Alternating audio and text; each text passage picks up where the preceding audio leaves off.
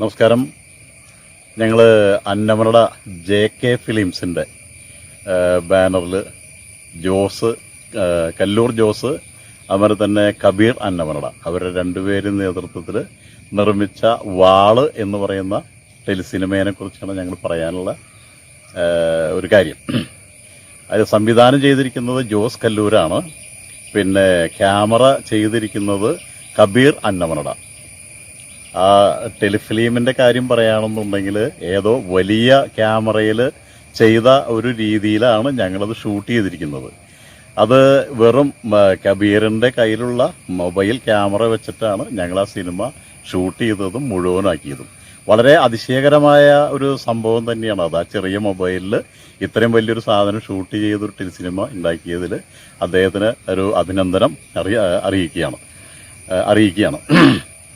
അത് ലൊക്കേഷൻ എന്ന് പറയുന്നത് വലിയ പാറമടകളിൽ സിനിമ പോലും ഷൂട്ട് ചെയ്യുന്ന അവർ കണ്ടെത്താത്ത വലിയൊരു സംഭവത്തിലുള്ള ഒരു കരിങ്കൽ കോറിയിലൊക്കെയാണ് ഞങ്ങൾ ഷൂട്ട് ചെയ്തത്. അതിൽ നിന്ന് വീഴുന്ന സീനുകളുണ്ട്. ആ സീനുകളൊക്കെ എടുത്തിരിക്കുന്നത് വളരെ അതിശയകരമായ രീതിയിലാണ്.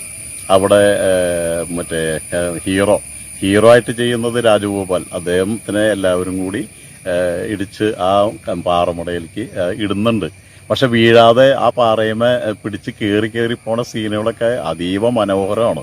പിന്നെ ഏറ്റവും പ്രധാനമായിട്ടൊരു കാര്യം എന്ന് പറഞ്ഞിട്ടുണ്ടെങ്കിൽ അന്നമനട ജംഗ്ഷനിൽ പാലത്തിൻ്റെ മുകളിൽ കുമാരൻ എന്ന് പറയുന്നതാണ് ഹീറോ. അദ്ദേഹത്തിനെ വെട്ടാനായിട്ട് ഗുണ്ടകൾ ഓടിക്കുന്നുണ്ട്.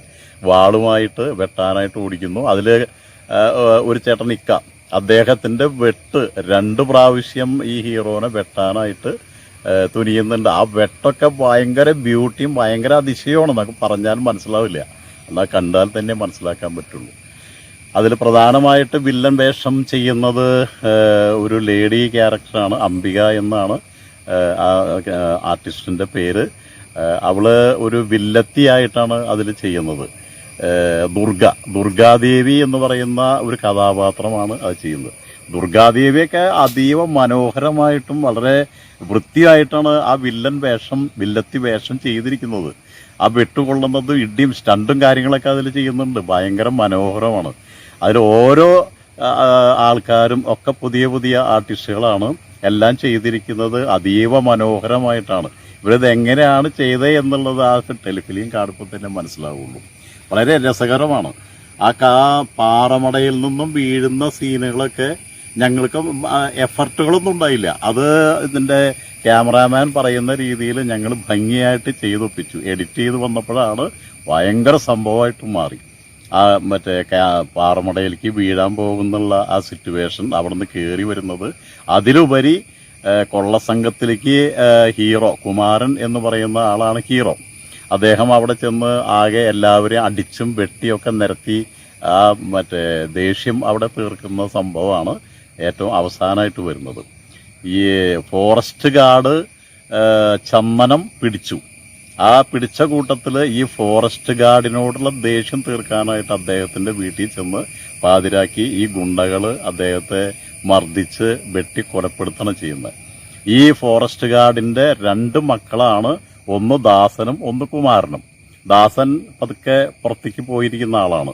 കുമാരൻ എന്ന് പറയുന്ന ആ കഥാപാത്രം അല്പം ബോധം സ്തംഭിച്ചിട്ടുള്ള ഒരാളാണ്. അല്പം ബുദ്ധി കുറവുള്ള ഒരാളാണ്. പക്ഷേ ഈ ഒരു ദേവിയുടെ ദർശനം കിട്ടുകയാണതിൽ. അദ്ദേഹത്തിൻ്റെ അച്ഛൻ്റെ കൂട്ടുകാരൻ വന്ന് ഇങ്ങേരുടെ അടുത്തുള്ള കാര്യങ്ങളൊക്കെ പറഞ്ഞ് വിഷമിച്ച് ദേവിയുടെ അടുത്ത് ചെല്ലുമ്പോൾ ദേവിയുടെ ഒരു അനുഗ്രഹം കിട്ടുകയാണ്. ആ അനുഗ്രഹം കിട്ടുന്നതോടുകൂടി തന്നെയാണ് ഈ കുമാരൻ ഭയങ്കര ശക്തിയുള്ളൊരു മനുഷ്യനായിട്ട് മാറുന്നതും ആ എല്ലാവരെയും ദേഷ്യവും പക തീർക്കുന്ന രീതിയിൽ എല്ലാവരും വെട്ടി നിരത്തുകയും ചെയ്യുന്നത്. അത് ഭയങ്കര സംഭവമാണ്. ഓരോ സീനുകളും വളരെയധികം ത്രില്ലിലാണ് ചിത്രീകരിച്ചിരിക്കുന്നത്. അപ്പോൾ അത് നിങ്ങൾ അത് കാണണം. ഓരോ സീൻ ബൈ സീനായിട്ട് ഞങ്ങൾ വീണ്ടും ഇട്ട് തരുന്നുണ്ട്. അതിൻ്റെ ആ ഒരു പ്രത്യേകത കണ്ട് മനസ്സിലാക്കണം. ഏറ്റവും പ്രധാനമായിട്ടുള്ള അഭിനന്ദനം കൊടുക്കേണ്ടത് ഇതിൻ്റെ ക്യാമറ ചെയ്തിട്ടുള്ള കബീർ അന്നമനട. അത് പറയാതിരിക്കാൻ വയ്യ. സിനിമാ സെറ്റിലും അദ്ദേഹം തെലുങ്ക് സിനിമകളിലൊക്കെയാണ് കൂടുതൽ ചെയ്യുന്നത്. തമിഴ് തെലുങ്ക് സിനിമകളിൽ ആ ഒരു രീതി വെച്ചിട്ടാണ് ഈ ടെലിഫിലിം ഇവിടെ നിർമ്മിച്ചിരിക്കുന്നത്. അദ്ദേഹത്തിന്റെ സെറ്റിൽ ചെന്നിട്ട് ഈ സാധനം കാണിച്ചത് അവര് വരെ കിടുങ്ങിപ്പോയി. അതേമാതിരിയുള്ള സംഭവമാണ് ക്യാമറ ചെയ്തിരിക്കുന്നത്. അദ്ദേഹത്തിനെ നിങ്ങൾ അഭിനന്ദിക്കണം, ഒരു കയ്യടി കൊടുക്കണം. അതുപോലെ തന്നെ ഡയറക്ടർ ഡയറക്ഷൻ മാത്രമല്ല അഭിനയിക്കുന്നുണ്ട്, വില്ലൻ ആയിട്ട് തന്നെയാണ് അഭിനയിക്കുന്നത്. പിന്നെ അംബിക എന്ന് പറയുന്ന വില്ലത്തിയായിട്ട് ചെയ്യുന്നത്, ദുർഗാദേവി എന്ന് പറയുന്ന ക്യാരക്ടർ ചെയ്യുന്ന അംബികയാണ്. അംബികയുടെ കഥാപാത്രം വളരെ നന്നായി.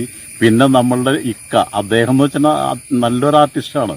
ആ മറ്റേ ഹീറോനെ വെട്ടാനായിട്ട് ചെല്ലുന്നതും ആ വെട്ടുന്നതും കാണുമ്പോൾ അദ്ദേഹത്തിന്റെ ടാലന്റ് എന്താണെന്ന് നമുക്ക് മനസ്സിലായ. അതേപോലെ തന്നെ ഓരോ കഥാപാത്രങ്ങളും സ്റ്റണ്ട് ചെയ്യുമ്പോൾ വന്നിരിക്കുന്ന ഓരോ കഥാപാത്രങ്ങളും വളരെ രസകരമാണ്. കുമാരനായിട്ട് ചെയ്യുന്നത് ഞാനാണ്. എനിക്ക് അധികം കഴിവുകളൊന്നും ഇല്ലെങ്കിൽ തന്നെയും ആ ക്യാമറാമാന്റെ ആ പരിചയവും ഇന്ന രീതിയിലാണ് ചെയ്യേണ്ടതെന്ന് പറഞ്ഞപ്പോൾ അത് ഗ്രഹിച്ച് ചെയ്യാൻ പറ്റിയ ഒരു അനുഗ്രഹം അത് ഏറ്റവും വലിയൊരു സംഭവമായിട്ട് മാറ്റി. അപ്പോൾ നിങ്ങൾ ഈ പീസുകൾ കാണണം. ഇതിന്റെ ഓരോ പീസുകളും ഞങ്ങൾ വിശകലനം ചെയ്ത് കാണിച്ചു തരുന്നുണ്ട്. കാണണം, ഞങ്ങളെ അഭിനന്ദിക്കണം, പ്രോത്സാഹിപ്പിക്കണം, ഉയർത്തണം കേട്ടോ. ഓക്കെ, നന്ദി.